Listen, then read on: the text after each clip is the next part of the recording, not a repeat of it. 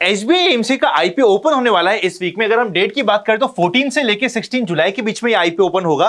पर अभी भी आपके दिमाग में स्पेसिफिकली शेयर होल्डर कोटा के रिलेटेड कुछ माइंडसेट से रिलेटेड इंपॉर्टेंट पॉइंटर्स है। एक बेसिक वीडियो हम ऑलरेडी बना चुके हैं जो आपको ऑलरेडी चैनल पे मिल जाएगा, आप जाके चेकआउट कर सकते हो। अभी जो आपकी इंपॉर्टेंट क्वेरीज आई है उन सभी को मैं एड्रेस करने की कोशिश करता हूं, बिकॉज एक बड़ा आईपीओ है, इंडिया की सबसे बड़ी एएमसी। अगर हम बात करें आज के दिन एसआईपीज में हाईएस्ट है, एयूएम में हाईएस्ट है, रिटेल में हाईएस्ट है, B30 में हाईएस्ट है। तो हर एक जगह पे एक ऐसा नाम है जो हर किसी को पता है, one of the biggest AMCs of India, सबसे ज्यादा पैसा मैनेज करने वाली एएमसी ऑफ इंडिया। इसका आईपीओ आ रहा है तो लोगों में उत्साह बहुत ज्यादा है, पर at the same time doubt भी है। तो डाउट सारे क्लियर कर देता हूं, बेसिक इंफॉर्मेशन आपको देता हूं। 14 से 16 जुलाई आईपीओ ओपन होगा। 545 से 574 का प्राइस बैंड है। अगर आप रिटेल में अप्लाई कर रहे हो तो हमेशा आपको कट ऑफ प्राइस पे अप्लाई करना पड़ेगा, और एचएनआई कैटेगरी में अप्लाई कर रहे हो आप तो आपको 574 के प्राइस बैंड को टाइप करना पड़ेगा। यहां पे टोटल इश्यू का साइज है 9813 करोड़ का, जो हमारे सामने है।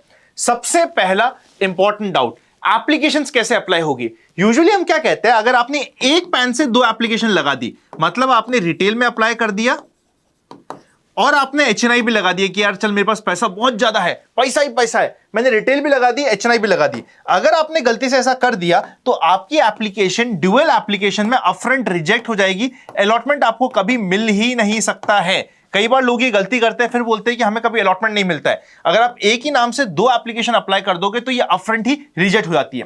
पर अगर आपके पर्टिकुलर आईपीओ में शेयर होल्डर कोटा है तो आप दो एप्लीकेशन अप्लाई कर सकते हो। पहली एप्लीकेशन होगी आपकी शेयर होल्डर कोटा में, और सेकेंड एप्लीकेशन होगी आपकी या तो रिटेल या फिर एचएनआई। एचएनआई में आप स्मॉल लगाते हो या फिर बिग लगाते हो वो आपके ऊपर है, पर इन दोनों में से कोई सी भी एक एप्लीकेशन आप अप्लाई कर सकते हो। यहां पे आप समझिएगा, जो ये एचएनआई या फिर रिटेल की एप्लीकेशन है यहां पे तो लॉटरी बेसिस पे अलॉटमेंट मिलेगा, पर शेयर होल्डर कोटा में आपको प्रो रेटा बेसिस पे, मतलब कि जितनी एप्लीकेशंस आई, जितने अलॉटमेंट के लिए लोग आए, उसके बेसिस पे आपको मिल जाएगा। सपोज करते हैं यहां पे जितना शेयर होल्डर कोटा है, सपोज करते हैं 100 रुपए का कोटा है, तो 200 रुपए की एप्लीकेशन आ गई तो सबको हर एक एप्लीकेशन में आधा आधा, मतलब 50% का अलॉटमेंट यहां पे मिल जाएगा। ये यहां पे प्रो रेटा बेसिस पे याद रखिएगा, आपको हमेशा मिलेगा।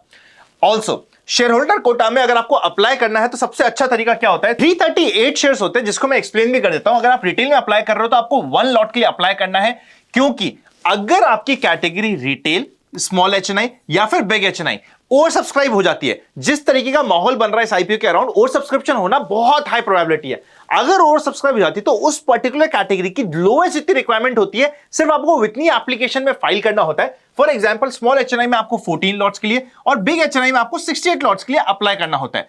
अगर आप सोचते हो नहीं यार मेरे पास पैसा बहुत ज्यादा है, मैं 14 लॉट्स नहीं, मैं 20 लॉट्स या फिर मैं 40 लॉट्स या फिर मैं पूरे 67 लॉट्स, जो मैक्सिमम अमाउंट होता है स्मॉल एचएनआई का, इतना अप्लाई करूंगा, आप कर दीजिए, कोई दिक्कत नहीं है। कंसिडर ये सिर्फ 14 लॉट्स ही होगा, क्योंकि ओवर सब्सक्राइब होने के बाद उस पर्टिकुलर कैटेगरी का लोएस्ट अमाउंट ही आपके लिए कंसीडर कर दिया जाता है और फिर वो लॉटरी सिस्टम में चल जाता है। ये चीज ध्यान रखिएगा। बट इसका एक एक्सेप्शन होता है, वापस से shareholder quota. Shareholder quota में जब आप अप्लाई करेंगे आपको हाईएस्ट लॉट्स के लिए अप्लाई करना होता है, जो होता है 13 लॉट्स। मतलब अगर आप 13 लॉट्स के लिए अप्लाई करेंगे तो सबसे हाई प्रोबेबिलिटी है कि जो मैक्सिमम आपको शेयर्स मिल सकते हैं प्रो रेटा बेसिस पे, बिकॉज यहां पे प्रोपोर्शनेट अलॉटमेंट होता है, वो आपको मिल जाएगा।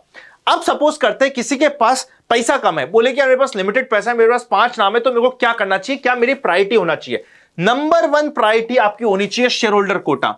अगर पैसा कम है तो सबसे इंपॉर्टेंट और सबसे हाई प्रोबेबिलिटी अलॉटमेंट की आपकी शेयर होल्डर कोटा में होनी चाहिए। ये अभी तक देखिए आईपीओ सब्सक्रिप्शन के लिए ओपन नहीं हुआ है, जब तक वो ओपन नहीं होता है, और मेरे पास जितना डेटा है उसके बेसिस में आपको बता रहा हूं। अगर आप चाह रहे हो कि इसके आगे भी मैं कवर करूं तो मुझे कमेंट कर दीजिएगा। एक और वीडियो में second day of the IPO बनाने की कोशिश करूंगा, आप मुझे कमेंट करोगे तो, और लगा नहीं तो मैं open for all free Telegram, जिसका लिंक डिस्क्रिप्शन में, उसको ज्वाइन कर लीजिएगा। फ्रॉड चैनल से बच के रहेगा। फ्री टेलीग्राम चैनल पे तो रेगुलरली इस आईपीओ के लिए आपको अपडेट मिलती रहेगी, तो उसको पक्का ज्वाइन आपको करना ही है।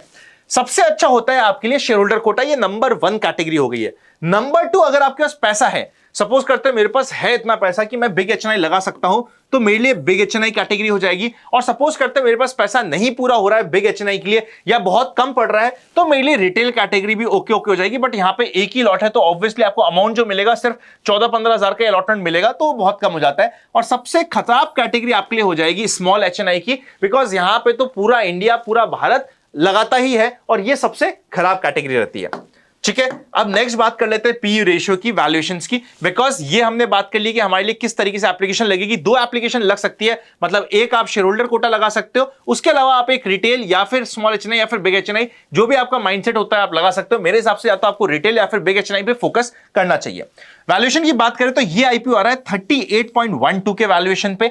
इसके अगेंस्ट में इसके जितने भी पीयर्स है, इसके इमीडिएट पीयर कौन से होते हैं? देखो, नंबर 1 है आज के दिन एसबीआई, नंबर 2 और नंबर 3 कौन सी है? आईसीआईसीआई और एचडीएफसी। इन दोनों के वैल्यूएशन के कंपटीटिव वैल्यूएशन आ रहा है, मतलब यहां पे 10, 12, 15% का थोड़ा सा स्कोप भी है, ये आप ध्यान रखिएगा।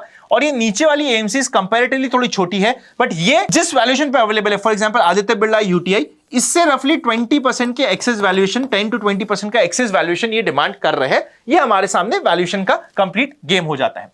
फाइनली अगर हम एज पर सोर्सेस, जो मेरे पास ऑनलाइन डेटा अवेलेबल है, जो मेरे pass on ground data available है, जो सोर्सेस से पता चल पा रहा है, उसके बेसिस पे अभी हमारे सामने 4 आईपीओ, ए, बी, सी और डी, 4 आईपीओ है। कुसुम नगर ऑलरेडी बंद हो चुका है, इसका जीएमपी 38% का था। इसके अलावा एसबीआई एएमसी का आईपीओ का सब्सक्रिप्शन 17%, लेजर पावर का 13% के आसपास का जीएमपी चल रहा है। ये एज पर लेटेस्ट डेटा जो हमारे पास इंफॉर्मेशन अवेलेबल है, वो मैंने आपके साथ शेयर कर दी है।